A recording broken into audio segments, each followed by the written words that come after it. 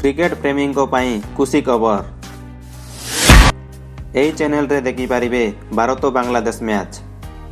भारत निज आगामी बांग्लादेश गस्तरे आयोजक दल सहित 3टी दिनिकिया और 2 मैच टेस्ट सीरीज खेलिबो। रोहित शर्मा अधिनायकत्व टीम इंडिया 4 डिसेम्बर रे दिनिकिया मैच सहित दल निज यात्रा आरंभ करिबो। साधारणतः देखा जाए जे भारतीय दलर समस्त बड़ मैच स्टार स्पोर्ट्स नेटवर्क रो चैनल रे विभिन्न भाषा रे प्रसारित होता है। निकटरे अमेजन प्राइम वीडियो रे भारत और न्यूजीलैंड सीरीज रो लाइव टेलीकास्ट होइतिला। किंतु आपण जानती कि केउ चैनल रे इंडिया बनाम बांग्लादेश मैच सीधा प्रसारण होबो। भारत और बांग्लादेश मध्य रे खेला जिबाकु थिबा 3 मैच विशिष्ट दिनिकिया और 2 मैच विशिष्ट टेस्ट सीरीज रो सोनी स्पोर्ट्स नेटवर्क रे सीधा प्रसारण होबो।